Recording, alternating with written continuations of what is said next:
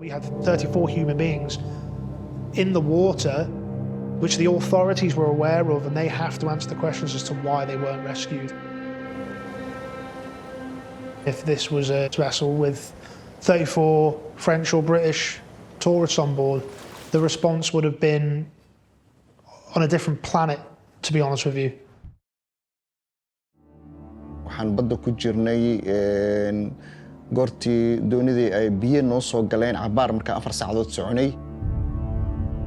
Isa Mohammed is one of only 2 people who survived the crossing. This is the first time he's spoken at length about his experience.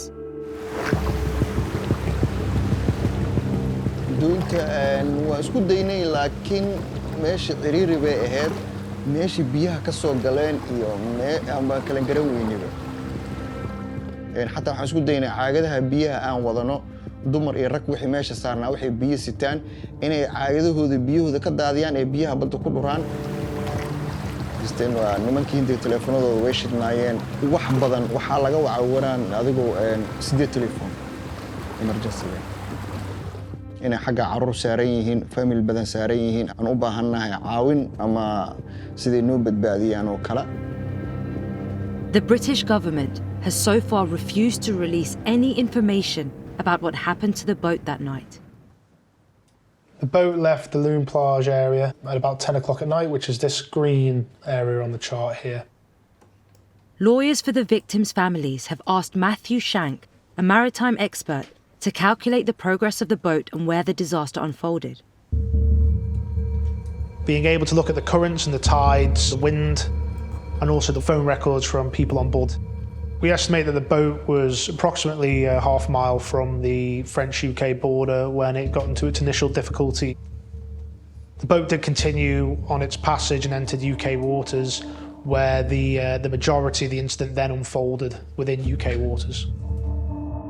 This is a document produced by the family's lawyers for the French courts, detailing all the communication between the French Coast Guard and the boat that night. One of the first calls they received was at 1:51 a.m. French time. A woman made the call using Twyna's phone. She was told their location had been noted and that help was on its way. So a few minutes after this first call, the French rescue services again asked for the vessel's position. The position of the vessel was then in UK waters. The French rescue team then transmitted the position to the UK rescue team, informing them that it was their responsibility to assist the boat. هندێکیان تەلەفۆنیان بۆ پۆلیسی فەڕەنسای کردووە بە بەردەوامی ئەویش بەردەوام لەگەر پۆلیسی بریتانیا قسەی کردووە پۆلیسی فەڕەنسا پێی گوتونە لەبەرەوەی ئێوە مایلێک 2 مایل لە ئای بریتانیان ئێمە ناتوانین ڕێگا پێدراونین بۆ ئەو شوێنەی پۆلیسی بریتانیا پێی گوتو ئێمە دێین لە شوێنی خۆتان بن ئێمە دێین بۆ ئەو شوێنە بەڵێ. A voice message from one of the Kurdish passengers shows they believed help from someone was on its way. والله كاكين لأن أي بريطانيا وفرنسا نازاني كاميان دي أجر دنگ ما إنما موبايلش في فرية دمو. وأنا أو ديجوت استا بوليس دي يعني أو باوري وابو لتسن سكيك دا أجر هر تلفونك اللي إشكوت أوان تينا من أردو بماوي تقريبا دقائق نسيتي كاك خمت نبي كاكا هيج نيا دوای ئەو نامەیە لە ئاخر ئەوە پێی گوتم ئەگەر تەلەفۆنەکان مان کوژایەوە ئێمە لە دەستی پۆلیسی بریتانیاین لایتەکەمان هەڵەکەین شۆقی تەلەفۆن بۆی کە پۆلیس لێمان نزیک بوو بمان بینێ. But no one came. Instead, the document appears to show that the French and the British argued between themselves about who had responsibility for the rescue. At one point, the UK Coast Guard claims the dial tone from the call indicated the boat was in French waters and therefore not their responsibility. It's madness.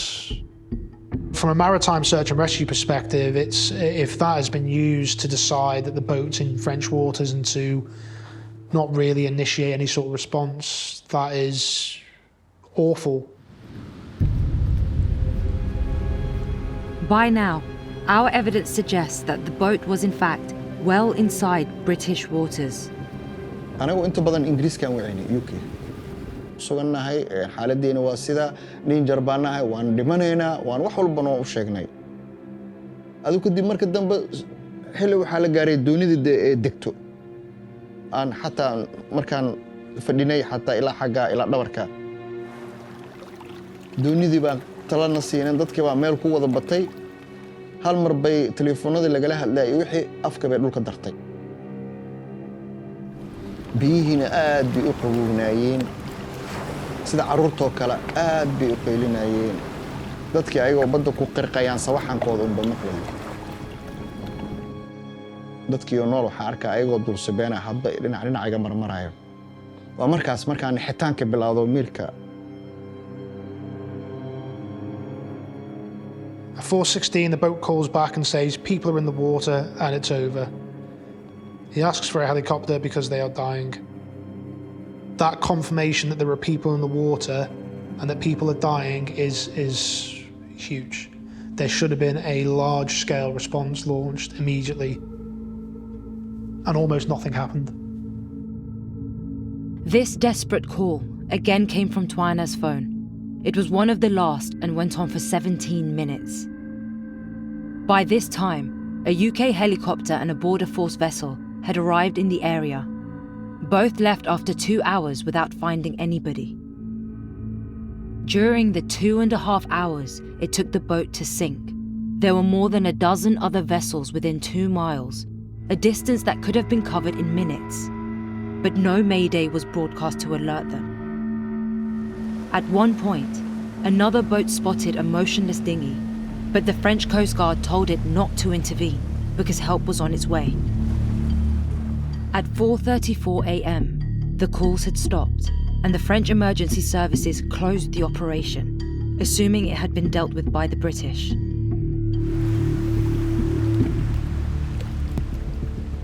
aniga inta badan aan doonidii baa dhinac isaga haystay saacadda kale tan saddexaad afaraad shanaad ilaa waaga noogu bari markaan badda ku jirnaa ogaanay inaan gargaar helayn waaga waxaa noogu bari anigoo 8 qofood oo ku nool intaan doonida dul istaagay baan ku irkoo 2 3 4 5 baan u tiriyay. Those few survivors had been abandoned. Over the next 9 hours, they died of exposure one by one. dadka badan ay dhinteen waan xataa isu haystay inaan dhinta anigu oo aan badbaadinin waxaan ku badbaadi karaa kaliya biyaha qabowga ah inaan ka dabaasho ama aan ku dhinto ka fogow hataa ku dhimanaysa xataa.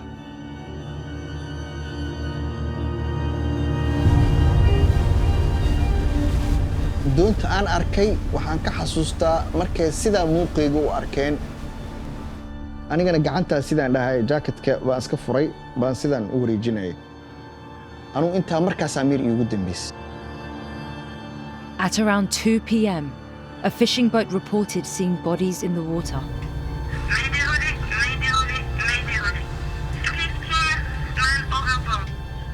12 hours after the first distress call, the French Coast Guard finally broadcast the mayday that could have saved them. By now, just 2 of the 33 or so who set off were still alive. In the weeks immediately after the disaster, the official line was that it didn't even happen in UK waters. There was reports that those on board called the French police and were told that they were in UK waters and to call the UK. Is that right? My very clear understanding is that the incident occurred in French waters. What we definitely know about that boat is that the French authorities alerted us to the presence of that boat, which was had been damaged and there were people in the water at 12:58, at which point it was well within French territorial waters in the French search and rescue zone. The Coast Guard sent a helicopter and we made all of our surface assets, our boats available. Our evidence suggests these statements weren't accurate and that the boat had crossed into British waters when it capsized. But 1 year on, this remains the only official explanation offered by Britain for the worst single loss of life in the Channel in 30 years. I can't speak for the families, but from my side, I've been told nothing from the UK government, HM Coast Guard, Border Force side. We've had absolutely nothing from them. This is a significant maritime incident that initially was almost brushed under the carpet. In contrast to the French, the UK Home Office have so far refused to share any information with the relatives or their investigators. This can't be passed as being just a tragedy that smugglers have caused this. Putting all of that aside, we had 34 human beings in the water, which the authorities were aware of, and they have to answer the questions as to why they weren't rescued.